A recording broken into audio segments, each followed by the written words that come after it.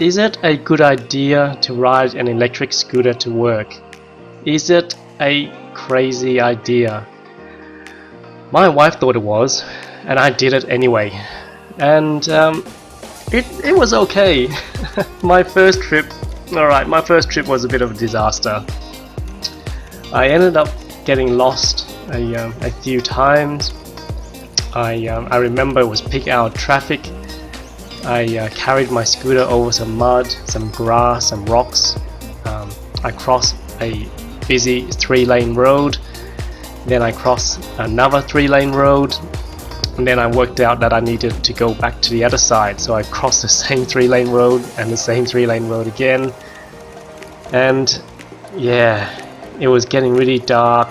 It was getting a bit cold. And I got home and my wife asked me, "Hey, how did your scooter ride go?" And I thought, yeah, it was awesome, absolutely awesome. Alright, so I made a few mistakes on my first scooter ride to work, and I'm gonna go through a lot of those mistakes, and I'm gonna share some hints and some tips with you, so that your first ride to work is gonna be hopefully a lot more enjoyable than mine. Rightio, first things first, check your scooter. Make sure that everything works, and I'm not talking about just the battery or the brakes or the lights or the tires or the nuts and bolts. I'm talking about everything. You know, the handlebars, the levers, the switches and the buttons and all those things like that. And make sure you know how everything works. So if something doesn't work the way it should, you know how to fix it, you know how to identify it. Make sure it works. For me personally, on my first trip, I think that's the only thing I did right. I made sure that before I left, my scooter was in top-notch condition. Okay, second thing on my list, plan your trip. Use Google Maps to find the bike paths. I did it because I don't like riding on the road. I really don't like riding on the road. So Google Maps is okay, because guess what? I still got lost. I got lost because Google Maps it's just not perfect, because it told me to go down this path, this path and that path, and you know what, at the end of the day I had no idea where I was going for my first trip, and I got lost. I got lost a few times. You know what, I checked my scooter. I planned my trip. I thought I had everything done and correct. And I just went on a ride to work, and my wife said, "Oh, you know, should you do a trial run? Should you do it on the weekend and stuff like that?" And I was like, "No, I'm good. I can do this. It's fine. I've planned it out to death. It's gonna be good." And guess what? She was right. My wife was right. Number 3 on the list is do a trial run on a non-work day. Because as you've heard, I got lost a few times, and luckily I gave myself a bit of extra time. But you know what, just do a trial run. You'll save yourself the headache, because it's not fun when you don't know where you're going and you have to be at work at a certain time. No issues doing trial run on the weekend. Listen to your wife. Okay, what am I up to? I think I'm up to number 4. Number 4 on my list is understand your body. Oh boy, the first time I rode to work, I thought, yeah, I know my body. You know, I've done all these trips on the scooters. I've ridden, you know, thousands of Ks. Oh, I'll be fine. And yeah, but they're all short trips. And you know what? You can see from the video, it's bumpy. That path looks really smooth, right? It's not. It's bumpy. And it's bumpy, and you feel it in the handlebars, and you feel it in your feet, and you feel it everywhere. And anyway, my first trip, my neck and my back hurts, and my wrist hurt. And you know what? I wished I knew that. I wish I had gave myself a trial run, and I wish I knew my body, and I wish I knew what to do. But anyway, eventually I got it. Eventually I got it right. And the sore wrist, I mean, that was easy to fix. because all I had to do was just change the brake levers and the throttle position so that my wrist is just in a more natural position. Because if you're pulling that trigger for the whole time for 30 minutes, 35 minutes or so, it's gonna hurt your wrist. It's gonna hurt your wrist a lot. So sore wrist all fixed. As for the sore neck and the sore back, what I did was I experimented with a lot of different stances, and eventually I came to one that really works for me, and each person is different, so you're gonna have to find a stance that works for you for longer trips. But I found that if I had my left foot a little bit further forward and my right foot slightly turned, it helps for me. But what really helped for me was when I started bending my knees just slightly, because when you go over bumps like that big bump there, yeah, it's nice to have some cushioning in your knees so that your back and your neck doesn't feel all that jarring. So yeah, for me that works pretty well. I wish I knew this before I embarked on my massive 11k trip to work and 11k trip back home, but anyway, now it doesn't hurt at all, and you just have to find a position for you that works well for you.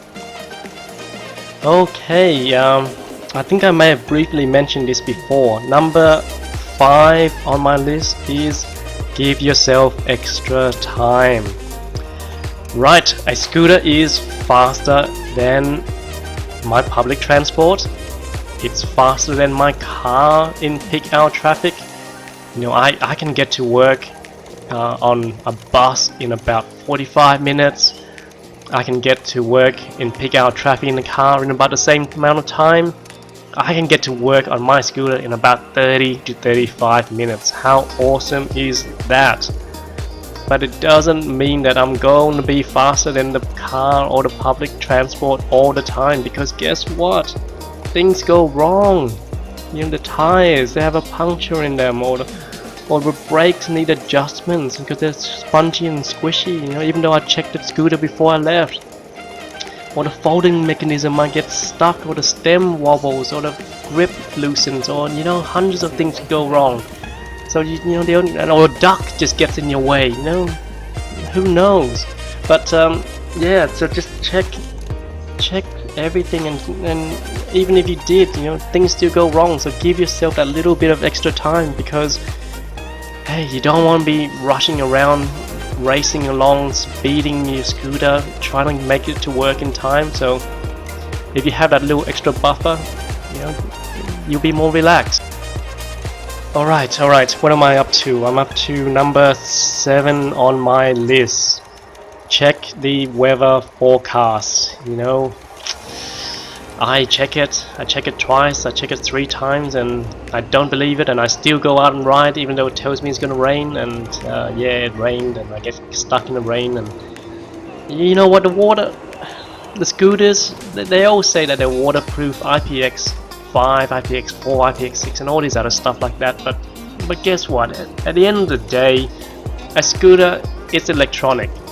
Water, rain, it's just not a good combination.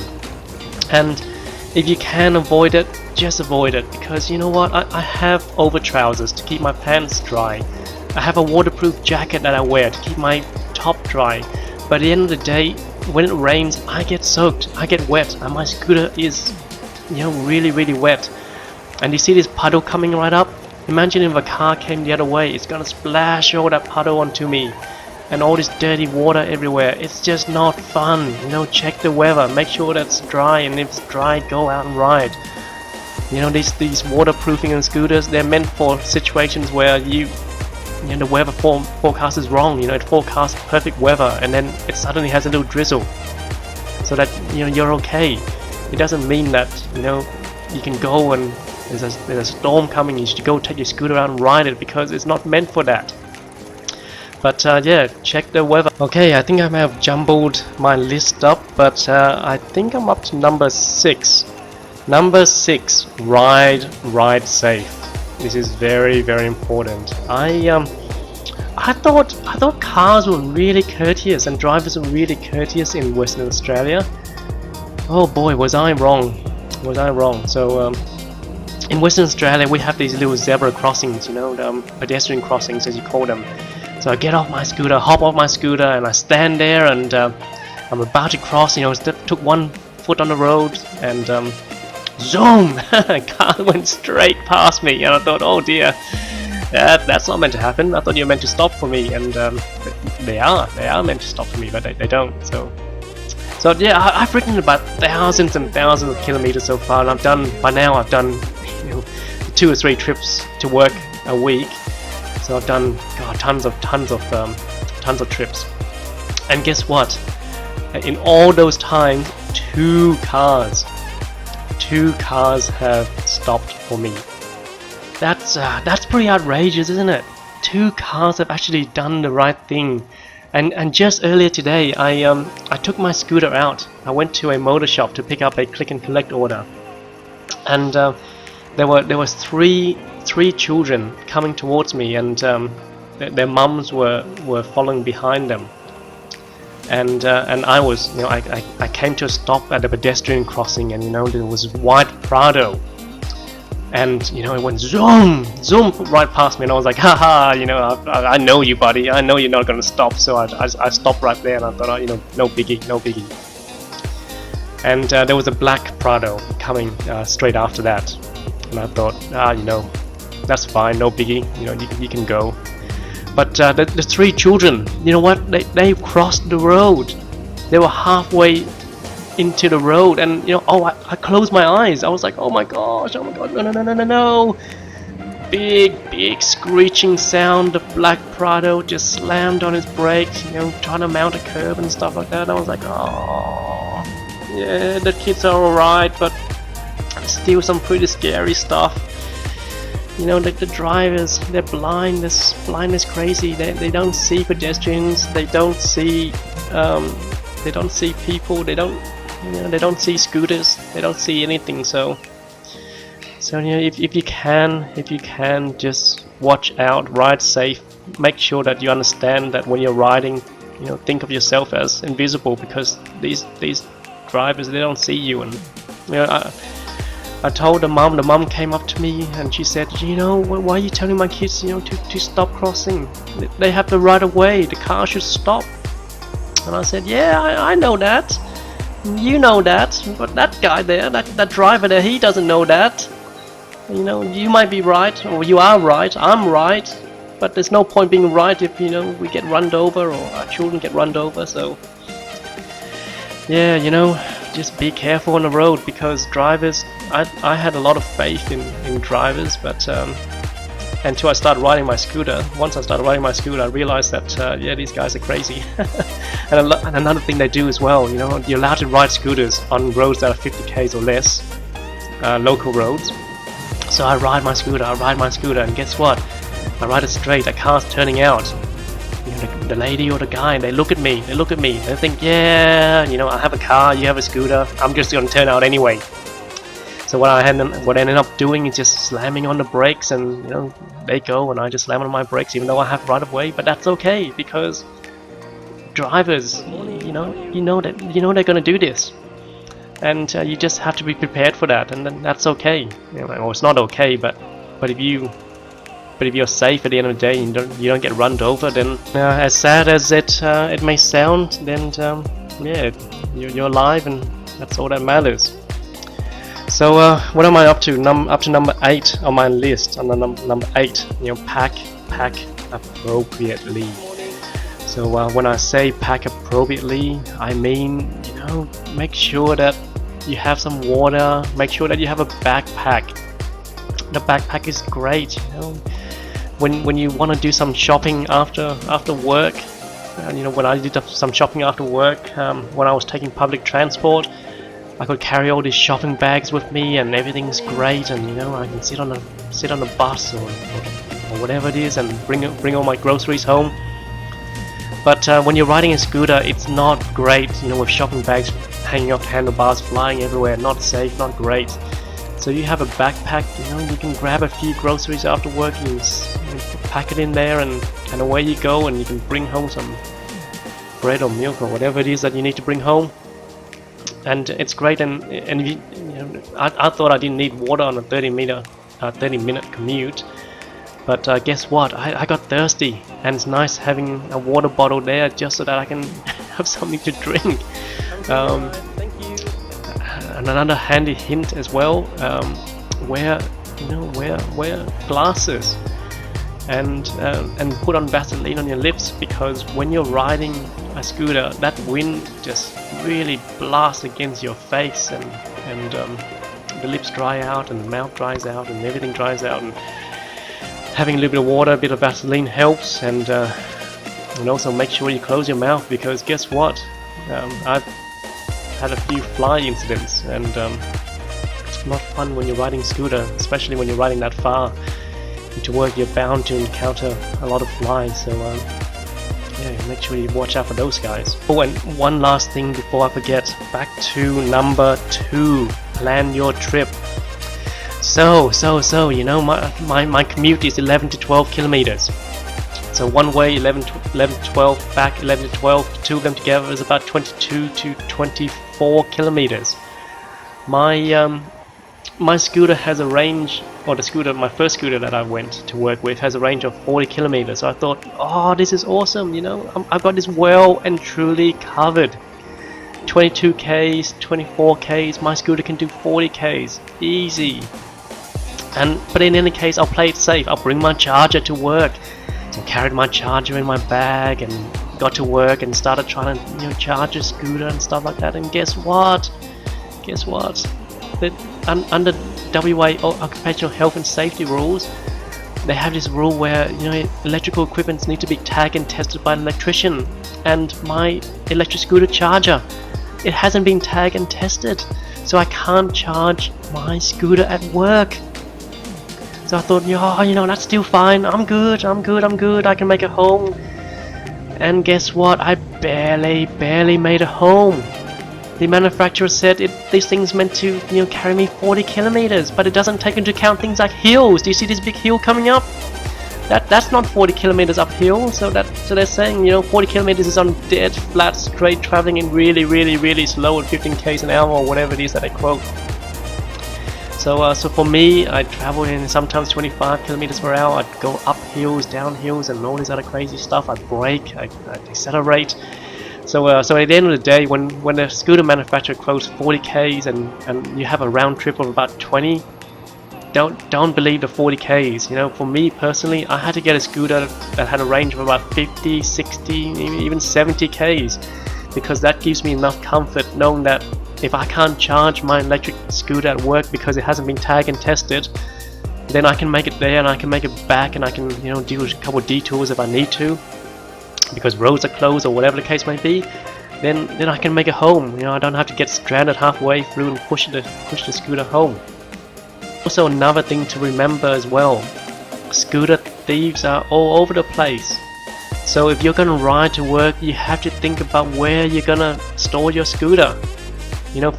My workplace, it has a secured bicycle store, so it needs a key card, and it's great.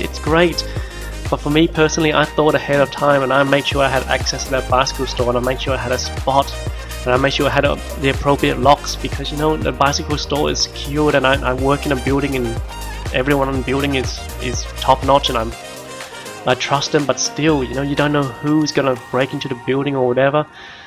So I have a bicycle lock, a really good D-lock, or any lock that you can find, big chain lock with a padlock or whatever the case may be. But lock your scooters up. Make sure you have a secured bike store. If you're gonna ride your scooters to work, make sure it's nice and secure. And if you can, initially I had a really small scooter, I can fold it up, chuck it underneath the table. But if your scooter is really big, plan appropriately. If it's big, make sure you can access a bike store and keep your scooter nice and safe. Alright everyone, that's it for me. Thanks for watching. It's a bit of a long video. I went through a lot of handy hints. If you have any questions, put it in the comment and I'll answer as soon as I can. If you like my video, please subscribe. I think that's what everyone wants to do. I'm not monetized, but it's nice just to have some subscribers to let me know that I'm doing and I'm making videos that everyone likes. And another thing, if you do like the video, can you please click the like button as well. No, thanks everyone for watching. Keep in touch, ride safe.